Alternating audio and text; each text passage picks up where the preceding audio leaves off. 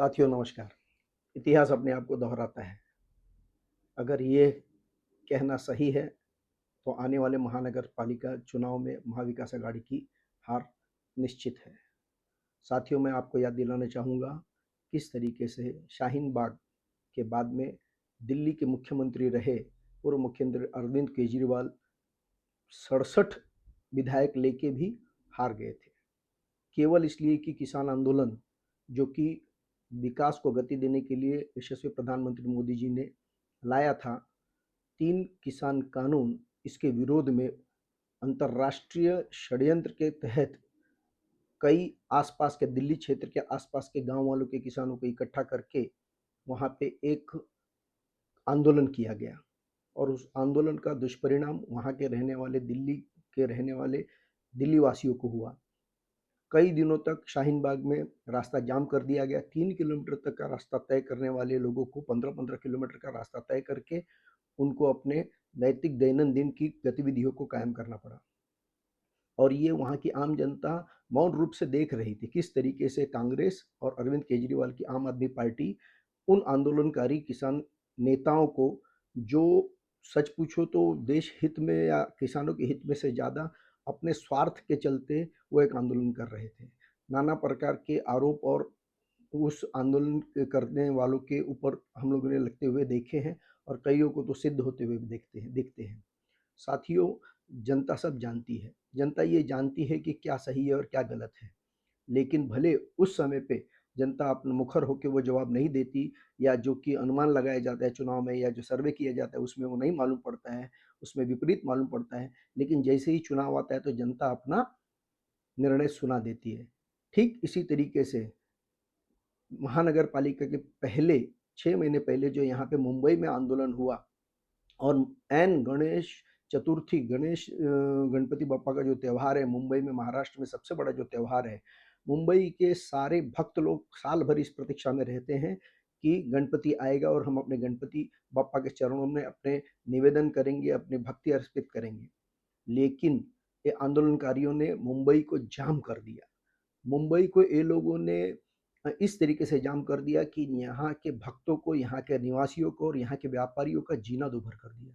साथियों, उस समय पे पूरे एमएमआर रीजन में के लोग मुंबई के लालबाग के राजा कहो या इतर गणपति का दर्शन करने और वहाँ से कुछ बोध लेने के लिए, जो वहाँ पे झांकियाँ निकाली जाती हैं, इन झांकियों से बोध लेने के लिए रात-रात भर जागते हैं। 4-4 किलोमीटर की लाइन में खड़े रह के वो गणपति बप्पा का दर्शन करते हैं। साल भर की प्रतीक्षा के बाद में भक्त लोग गणपति बप्पा से मिलके अपना निवेदन, अपनी संकल्प, अपनी योजनाओं को साझा करते हैं, दान धर्म देते हैं, चढ़ावा चढ़ाते हैं। लेकिन इस सारे जो सांस्कृतिक कार्यक्रम, धार्मिक कार्यक्रम था, इसके ऊपर एक तरीके से भक्तों में और गणपति बप्पा के बीच में एक बाधा बनने का काम ये आंदोलनकारियों ने किया।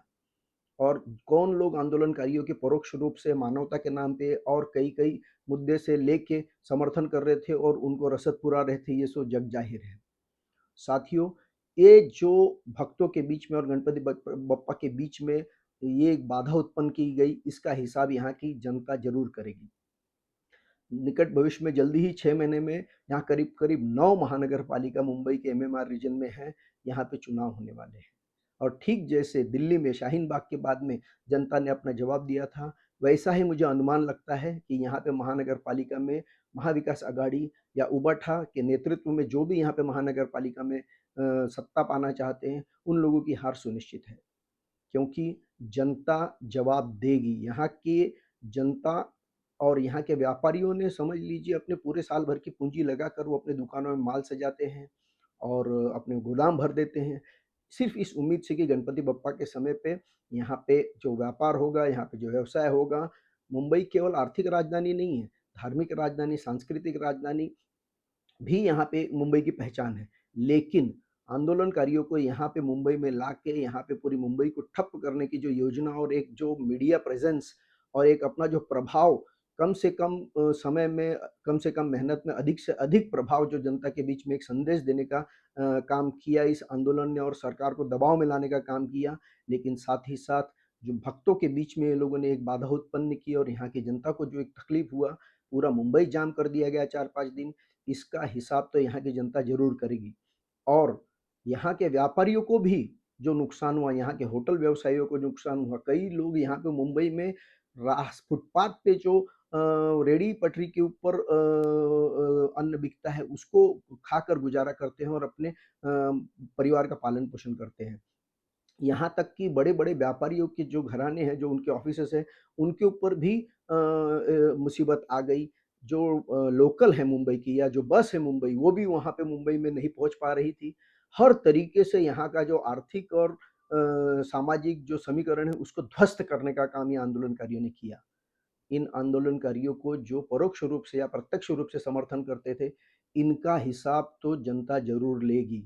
उम्मीद करता हूँ कि आने वाले महानगर पालिका में जिस तरीके से अरविंद केजरीवाल को थाना से दिल्ली से उखाड़ के फेंक दिया गया, ठीक उसी तरीके से मुंबई के महानगर पालिका के ऊपर बहुत उम्मीद लगाए बैठे और आगे आस-पास के महानगर पालिकाओं में उम्मीद लगा के जो बैठे हैं यहाँ के उबाटा के या महाविकास आघाड़ी के नेता और पार्टी, वो लोगों को जनता ज़रूर सबक सिखाएगी। धन्यवाद।